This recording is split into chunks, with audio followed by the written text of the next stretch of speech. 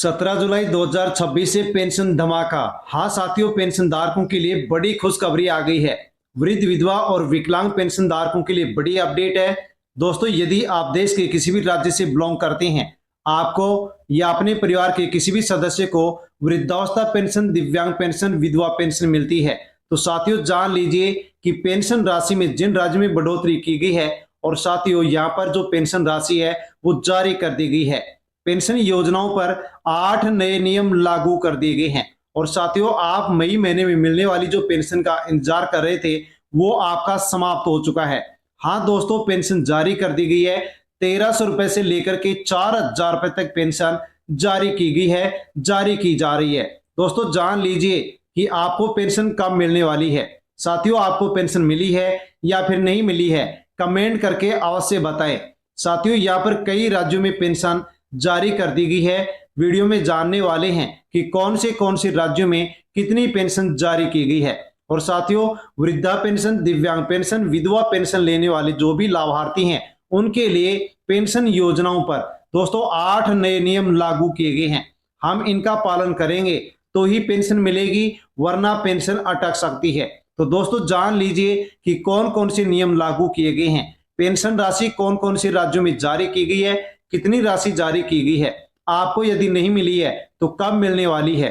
दोस्तों लेकिन अब इनको पेंशन नहीं मिलेगी। हाँ साथियों, ऐसे लोग दोस्तों यहाँ पर अब पेंशन नहीं ले पाएंगे। कौन से लोग हैं जिनको अपात्र माना जाएगा और उनको पेंशन नहीं दी जाएगी? ऐसे कौन से लोग होंगे जो कि पेंशन के लिए पात्र होंगे लेकिन फिर भी उनको पेंशन नहीं मिलेगी? और यदि आप पात्र हैं, पेंशन नहीं मिली है, पेंशन लेना चाहते हैं, आगे भी पेंशन आपको मिले, तो साथियों आप यहाँ पर जान सकते हैं कि कौन से काम आपको करने होंगे। दोस्तों, यदि आप नियमों का पालन करते हैं, अधूरी अपडेट को आप पूरी करेंगे तो ही पेंशन आपको मिलेगी, वरना पेंशन नहीं मिलेगी। तो साथियों, जो पेंशन का इंतजार था वो यहाँ पर पेंशन जारी कर दी गई है और जिनको नहीं मिली है उनको अब यहाँ पर जल्द ही मिल सकती है। जानने वाले हैं कि कौन से राज्यों में जारी की गई है, किसको पेंशन मिली है, किसको नहीं मिली है, अब किसको पेंशन मिलने वाली है। साथियों पूरी जानकारी ले, वीडियो को अंत तक जरूर देखें, पूरी जानकारी ले और अन्य लोगों तक वीडियो को सेंड करें। जानकारी अच्छी लगे तो वीडियो को लाइक अवश्य करें। तो सभी वृद्ध, विधवा और दिव्यांग पेंशन धारकों के लिए बड़ी महत्वपूर्ण खुशखबरी है। हाँ साथियों, कई राज्यों में जुलाई महीने की जो पेंशन है वो साथियों यहाँ पर जारी की जा चुकी है। डीबीडी के माध्यम से कई राज्यों में पेंशन भेजी जा चुकी है और साथियों कुछ राज्यों में पेंशन राशि बढ़ाई गई है। तो दोस्तों यहाँ पर जो पेंशन राशि बढ़ाई गई है वो यहाँ पर जारी की जा रही है। 1300 रुपए से लेकर के 4000 रुपए तक पेंशन का ये भुगतान किया जा रहा है। दोस्तों, यदि अभी तक आपकी पेंशन राशि बैंक खाते में नहीं आई है तो आपको घबराने की जरूरत नहीं है, क्योंकि भुगतान साथियों यहाँ पर चरणबद्ध तरीके से किया जा रहा है। और यदि फिर भी आपकी पेंशन नहीं आए तो आपको क्या करना होगा, उस स्थिति को भी दोस्तों आप जान सकते हैं। अपने बैंक खाते या बैंक जो पासबुक है साथियों उसको अपडेट अवश्य करवा ले। 17 जुलाई 2026 से साथियों महत्वपूर्ण जो बदलाव हैं वो लागू किए गए हैं, नए नियम लागू किए गए हैं। यदि आप इनके अनुसार अपडेट नहीं करते हैं तो हो सकता है कि आपकी पेंशन रुक जाए और साथियों आप पेंशन को लेकर के इंतजार करते रहें। दोस्तों जानते हैं कि कौन से राज्यों में पेंशन जारी की गई है। तो साथियों राजस्थान राज्य में 1300 रुपए प्रति माह सामाजिक सुरक्षा पेंशन है जो कि पात्र लाभार्थियों को जारी की जा रही है। डीबीडी के माध्यम से बैंक खाते में ये राशि पहुंची है। यदि आपको अभी तक नहीं मिली है तो चरणबद्ध तरीके से इसका भुगतान आपको मिलने वाला है।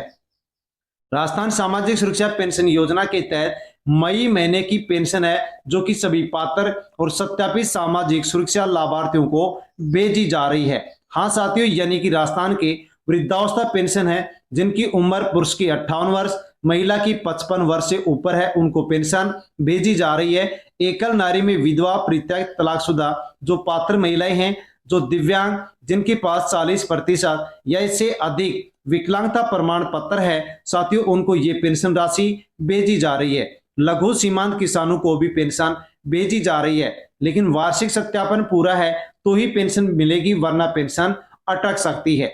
आप पेंशन का साथियों स्टेटस कैसे देखेंगे तो राज एसएसपी पोर्टल पर जाकर के पीपीओ नंबर या जन आधार कार्ड साथियों आप वहां पर दर्ज करेंगे नंबर और आसानी से स्थिति देख सकते हैं।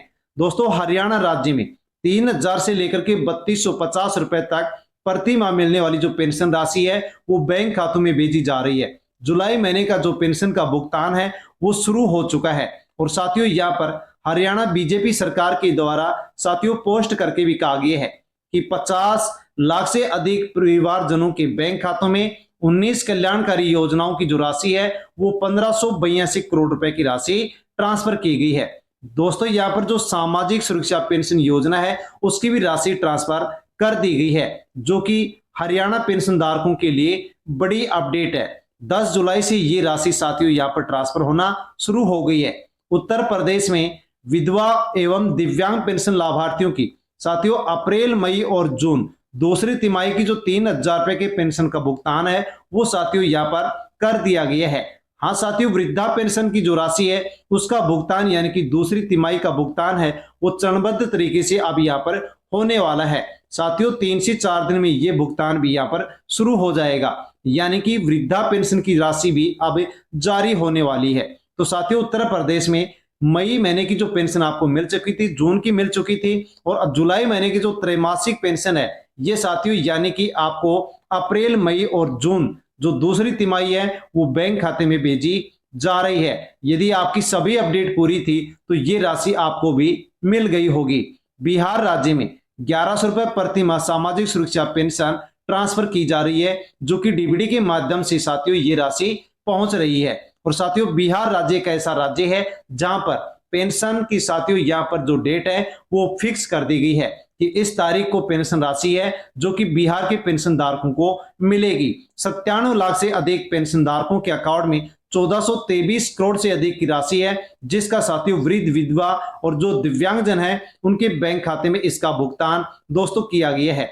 10 जुलाई से यहाँ पर ये राशि डाली जा रही है। साथियों यहाँ पर बिहार के जो मंत्री हैं उनके द्वारा यहाँ पर ये पोस्ट जारी किया गया है। और साथियों यहाँ पर बिहार राज्य में प्रत्येक महीने की 10 तारीख को पेंशन है जो कि साथियों अब पेंशन धारकों को मिलेगी। दिल्ली राज्य में भी दोस्तों 2500 से 3,000 रुपए जो पात्रता को पूरा करते हैं, पात्रता के नियमों के अनुसार पेंशन राशि जो कि जारी की जा रही है। झारखंड राज्य में भी 1,000 रुपए पेंशन धारकों को पेंशन बैंक खाते में भेजी जा रही है। आंध्र प्रदेश में एनटीआर भरोसा पेंशन योजना के तहत पात्र लाभार्थियों के बैंक खाते में जुलाई महीने की 4,000 रुपए की जो पेंशन राशि है ये भी साथियों यहाँ पर ट्रांसफर की जा रही है। हाँ साथियों पेंशन डाली जा रही है। यदि पेंशन अभी आपको नहीं मिली है तो चरणबद्ध तरीके से ये पेंशन राशि जारी की जा रही है, आपको भी मिलने वाली है।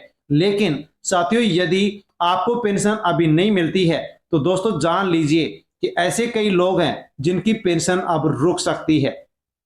क्यों रुक सकती है, इसका क्या कारण है वो आप यहाँ पर जान लीजिए और अधूरी अपडेट है तो उसको पूरी कर लीजिए ताकि आसानी से आपको पेंशन मिल सके।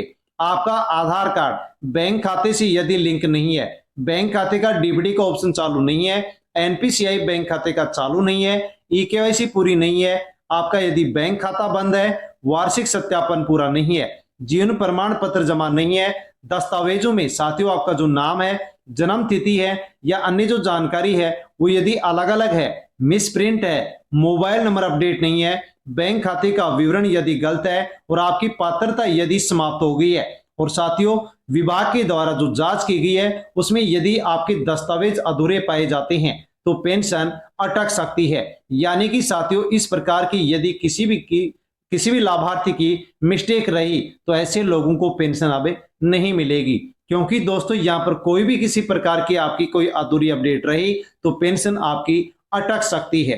तो साथियों अब आपको इसके लिए क्या करना होगा, तो दोस्तों जान लीजिए कि वृद्ध विधवा और जो विकलांग पेंशनधारी हैं साथियों उनकी पेंशन को लेकर के सरकार की ओर से पारदर्शिता बढ़ाने के लिए फर्जी लाभार्थियों को रोकने के लिए नए नियम लागू किए गए हैं, दिशा निर्देश लागू किए गए हैं। 8 नए नियम बड़े बदलाव हैं जो कि आप जान लीजिए। यदि आप इनको फॉलो नहीं करते हैं तो पेंशन अटक सकती है और आगे भी आपकी पेंशन नहीं आएगी।